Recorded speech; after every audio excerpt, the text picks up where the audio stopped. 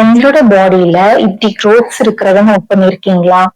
இது எல்லாருக்குமே தெரிஞ்ச மருதான். வாத்துன்னு சொல்லுவாங்க. பட் இத பத்தி இன்னும் இம்பார்ட்டன்டான விஷயம்லாம் சொல்றேன். நோட் பண்ணிக்கோங்க. இது ஹெச்பிவின்னு சொல்ற ஒரு வைரல் இன்ஃபெக்ஷனாலதான் உங்க பாடியில க்ரோத்ஸா வர ஆரம்பிக்குது. இது ஃபேஸ், பாம்ஸ், சோல்ஸ் அப்புறம் நகம் சுத்தி எல்லாம் ரொம்ப மோசமா வர்றதுக்கு சான்சஸ் இருக்கு. இதை நீங்க ட்ரீட் பண்ணிக்காம விட்டுட்டீங்கன்னா இன்னும் அதிகமா ஸ்ப்ரெட் ஆகிட்டே இருக்கும். நீங்க ஏதாவது ஒரு இடத்துல ஸ்கிராச் பண்ணிட்டா கூட அந்த இடத்துல எல்லாம் வர்றதுக்கு சான்சஸ் இருக்கு. பட் இதை சரி பண்ணிக்கிறேன்ற பேர்ல பார்மசில போய் வாட் கிரீம் பெயிண்ட் எல்லாம் வாங்கி போட்டுட்டு இருந்தீங்கன்னா இது கிளியர் ஆகாது. சுத்தி இருக்கிற ஸ்கின் தான் நிறைய டேமேஜ் ஆகும். சோ இப்படி எதுவுமே பண்ணாதீங்க.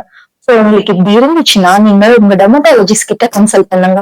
அவங்க உங்களுக்கு எந்த சைட்ல வீஷன் இருக்கு, எத்தனை வீஷன் இருக்குன்றத வச்சு உங்க ட்ரீட்மெண்ட் ஆப்ஷன்ஸ் எல்லாமே சொல்லுவாங்க. லைக் உங்க பேன்ஸ் அண்ட் சோர்ஸ்ல வாட் இருந்துச்சுன்னா அப்ப நீங்க வாட் யூஸ் பண்ணிக்கலாம். பட் மத்த லொகேஷன்ல வாட்டர் இருந்துச்சுன்னா இந்த ட்ரீட்மெண்ட் நீங்க பண்ணவே கூடாது. இதை சரி பண்ணிக்கிறதுக்காக நிறைய ட்ரீட்மெண்ட் ஆப்ஷன்ஸ் அவைலபிளா இருக்கு. இன்ஜெக்ஷன்ஸ் போட்டுக்கலாம், சர்ஜிக்கல் ஆப்ஷன்ஸ் அவைலபிளா இருக்கு. அந்த உங்க இம்யூனிட்டியை பூஸ்டப் பண்ணிக்கிற மாதிரி ட்ரீட்மெண்ட்ஸ் கூட அவைலபிளா இருக்கு. சயின்டிபிக்கா இவ்வளவு ட்ரீட்மெண்ட்ஸ் இருக்கும்போது சும்மா ஏதோ ஒண்ணு ரேண்டமா வாங்கி போட்டு உங்க ஸ்கின்னை டேமேஜ் பண்ணிக்காதீங்க. உடனே உங்க டெர்மட்டாலஜிஸ்ட் கிட்ட கன்சல்ட் பண்ணுங்க.